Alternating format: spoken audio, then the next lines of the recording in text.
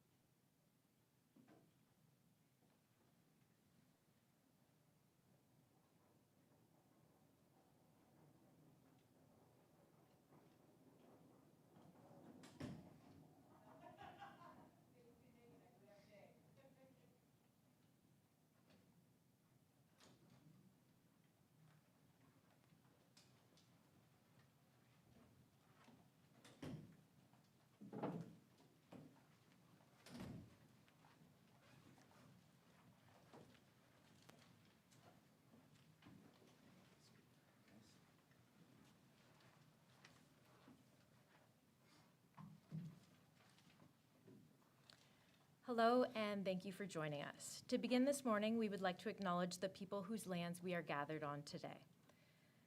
The Anishinaabeg, Haudenosaunee, Lenape-Pewak, and the Attawandaron people. We would also like to recognize the First Nation communities in this area, which include Chippewa of the Thames First Nation, Oneida Nation of the Thames, and Munsee Delaware Nation. I'm Sergeant Sandasha Bao, the Media Relations Officer for the London Police Service.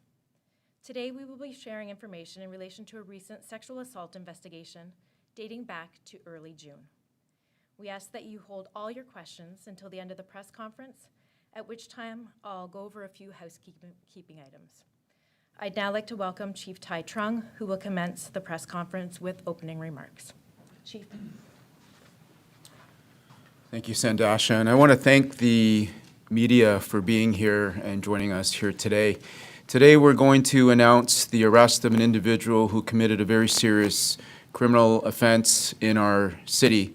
And before we proceed with that announcement and information about the investigation, I want to thank Detective Sergeant Janine Bonnet and her team who have been working so hard in our organization and for this community, the members of the Sexual Assault and Child Abuse Unit, that you will hear very quickly about the amount of work that they have done and how they quickly identified the offender, which you see here today. So thank you to Detective Sergeant Janine Bonnet, her team, who is also here, and the investigators that supported this investigation. Thank you.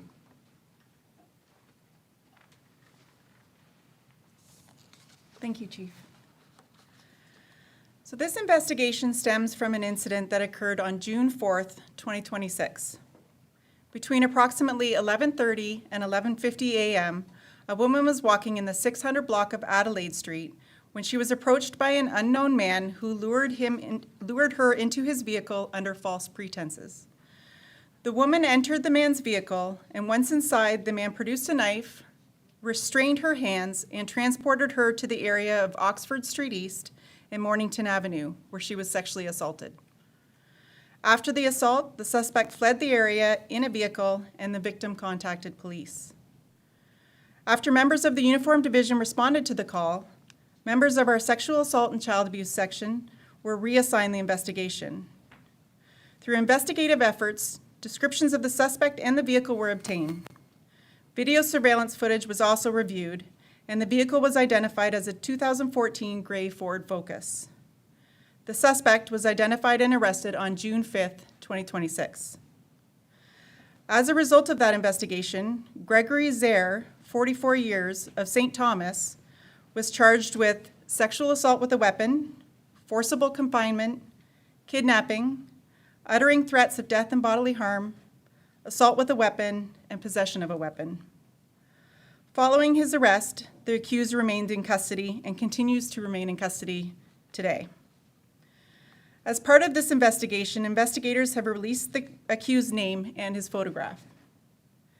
Based on the nature of the allegations and information gathered during the investigation at this stage, investigators cannot rule out the possibility that there may be additional victims or witnesses who have not yet come forward. We recognize that coming forward can be difficult, particularly in cases involving sexual violence, but even information that may seem minor could be significant to our investigation. We are urging anyone who has had contact with Gregory Zaire, who may have experienced a similar interaction, or who has any information about him that may be relevant to this investigation, to contact investigators. As with all criminal investigations, new information can help establish a broader understanding of the circumstances and ensure all available evidence is considered. In addition, we continue to appeal to anyone who is in the areas of Adelaide Street and Pall Mall Street, or Oxford Street East and Mornington Avenue between approximately 11:30 a.m. and noon on June 4th, 2026, and who may have dashcam footage, surveillance footage, or any other information to contact police. As with all investigations, even after charges are laid, if additional information is brought to our attention, the investigation continues. Sexual violence has a significant impact on victims, their families, and the broader community. Incidents such as this can be deeply traumatic, and we want anyone affected by sexual violence to know that support is available. The London Police Service remains committed to a trauma-informed and victim-centered approach to investigations. Our goal is to ensure survivors are heard, supported, and treated with dignity throughout every stage of the investigative process. Again, we want to emphasize that investigators believe there may be additional people who have information relevant to this investigation. If anyone has had contact with the accused, witnessed concerning behavior, experienced a similar encounter, or possesses information they believe may assist investigators, we encourage them to come forward.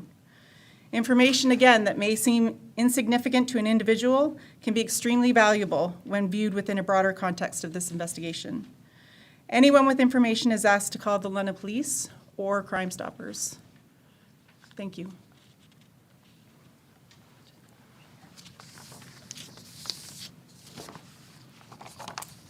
Thank you. We'll now take questions from reporters, and we kindly ask that you limit all questions to topics involving this investigation. Please raise your hand, and when called upon, I'll ask for your name and your media outlet, and let me know who you would like to direct your question to. Constable Gavin Dell will come to you with a microphone to ensure that online viewers can hear the question as well.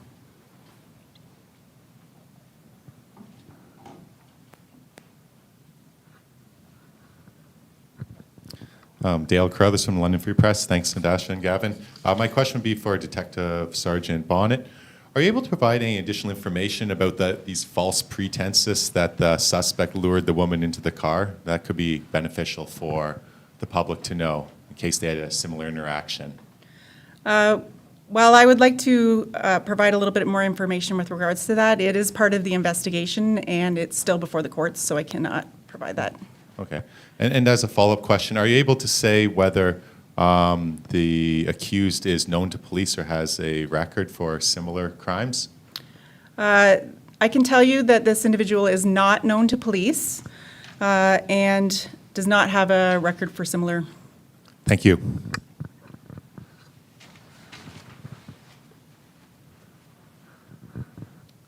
Question over there, guy.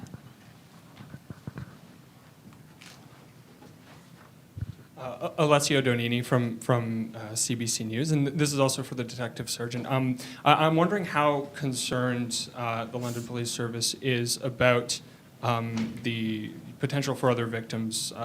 We've had other cases that involve an unknown number of victims in sexual assault situations, and police would typically send out a release, contact media directly. I'm just wondering, is this a significant concern? Well, I think we would say that as all cases are of significant concern for sure. This case is particularly concerning in the fact that they were unknown to each other and the manner in which the sexual assault took place. So that would probably make this an extra concern. Okay, thank you.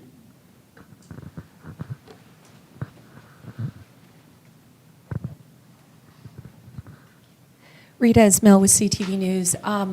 Without obviously releasing any personal information, how is the victim doing? I can say that we've had regular communication with the victim. Obviously, this was a very traumatic incident, and we have assisted with providing supports and getting her in touch with resources within London to assist. But it's hard for me to probably articulate how this impacts somebody, so I wouldn't want to speak on her behalf. Okay, and just a quick follow-up. Obviously, we get a lot of media releases regarding sexual assaults, and this one seems, as you mentioned, they didn't know each other. Is this an effort to be more transparent and work closer with the community to sort of, I know Chief Trong has been trying to, curb femicide and violence against women. Is this presser to sort of highlight that and show the work that's being done?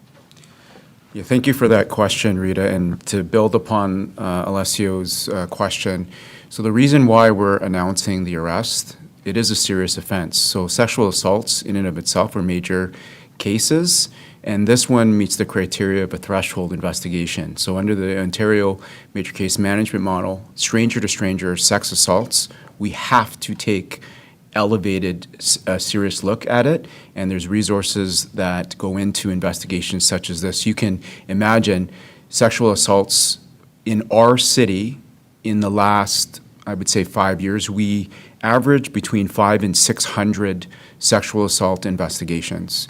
Last year alone, that number increased above 600, right? So one way to look at that is, oh my gosh, there's a lot of sexual assaults happening and they're increasing.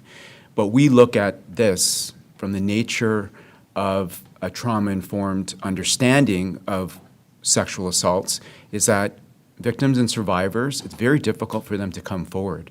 So we want to expose all of it. If there's victims and survivors out there, we want to make it so we reduce some of the barriers for them to come forward. So although one would say the numbers are increasing, for us as investigators and the police, we actually want that number to increase because we know it's an underreported crime. So the purpose of today is, one, to announce the seriousness of this investigation, the impact it has to this community. We're looking for more victims and survivors. We're looking for witnesses. We're looking for anyone that has had contact with this individual. It's a very serious investigation. So it's not about transparency. We look at, in the way we release information to the public, we have to look at it from a public safety perspective, and we have to balance the investigation. We can't release information if it's going to jeopardize the investigation and ongoing nature of it. In this case, he was arrested the very next day. So the public safety perspective we had contained, and it allowed our investigative team to conduct this investigation. It's a very serious investigation.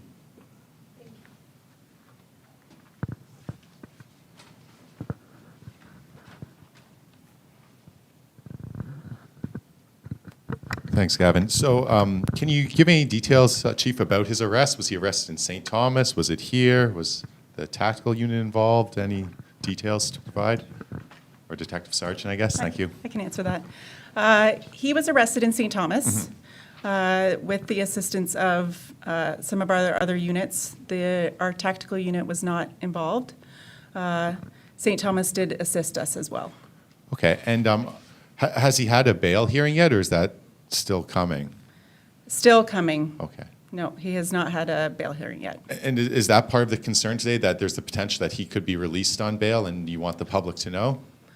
That is always a concern, and I can tell you that we're working really closely with the Crown on providing any assistance we can with regards to any information they require with regards to a bail hearing. But that obviously is before the courts, and we don't have a bail hearing date at this time. Thank you. Mike Stubbs, 980 CFPL. Just a point of clarification. Was the victim a minor, or was the victim of age of majority? The victim was not a minor. Okay, thank you.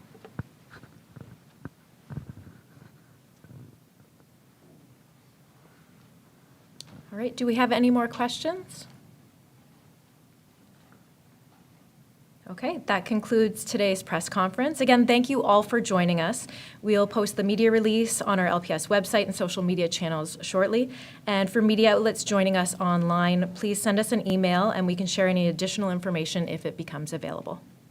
Thank you.